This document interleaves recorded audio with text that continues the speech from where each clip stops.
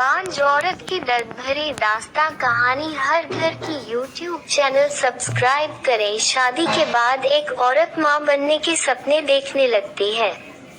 हालांकि ससुराल वालों की तरफ से भी आने वाले नन्हे मेहमान की उम्मीद लगानी शुरू हो जाती है। लेकिन जिंदगी क्या मोड़ लेकर आएगी, ये तो कोई नहीं जान सकता। ऐसा ही मोड़ मेरी जिंदगी में भी आया, जिसकी कहानी आज मैं आपको सुनाने जा रही हूँ। मां बनने के सुनहरे सपने में जब भी अपनी शादी के सपने देखती तो सबसे पहले नन्हे मेहमान का चेहरा मेरे सामने जरूर आता, क्योंकि मैं भी उन लड़कियों में से थी जो शादी के तुरंत बाद ही बच्चा प्लान करना चाहती हैं। लेकिन मेरी किस्मत में शायद ये खुशियां भगवान ने लिखी ही नहीं। शादी के 10 दिन बाद ही मैंने अपने पति के सामने मां बनने की इच्छा जाहिर की। मेरे पति भी तुरंत सहमत हो गए, लेकिन 1 साल तक लगातार कोशिश करने के बावजूद भी मैं प्रेग्नेंट नहीं हो सकी। लोगों की तीखी नजरों का सामना मैं और मेरे पति दोनों ही इस बात से बहुत परेशान रहने लगे, और ऊपर से परिवार वालों के ताने, साथ ही समाज द्वारा हर दिन के सवाल कि आखिर तुम बच्चा कब पैदा करेगी। लेकिन उन्हें कौन समझाए कि यह सब भगवान के हाथ में होता है, ना कि इंसान के। परंतु दुनिया को भला कौन समझ सकता है। ऐसे में हौसला देने की बजाय सामने वाले व्यक्ति को और ज्यादा परेशानियां देते हैं।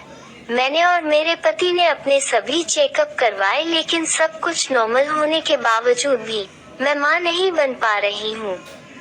हालांकि मेरे पति ने कभी मुझे इस बात का एहसास नहीं होने दिया कि हमारी जिंदगी में कुछ कमी है, लेकिन हमारे घर के आंगन में किलकारियां गूंजने की कमी तो उन्हें भी महसूस होती है। बच्चे की ख्वाहिश ने ना जाने हमें कहां कहां भटकने को मजबूर कर दिया। मेरी सहेली ने हमें एक बाबा के बारे में बताया जो बांझ औरत को संतान का वरदान देते हैं।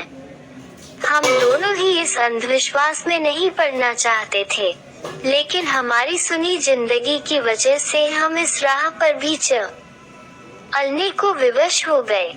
उस बाबा के बताए हर टोने टोटके को हम 1 साल तक पूरा करते रहे, लेकिन मेरी गोद फिर भी सुनी ही है। मानसिक परेशानियां बात यही खत्म नहीं हुई। इसके बाद तो मेरे दुखों का बढ़ना और भी शुरू हो गया, क्योंकि बच्चा पैदा न होने की वजह से मैं मानसिक और शारीरिक रूप से बीमार रहने लगी।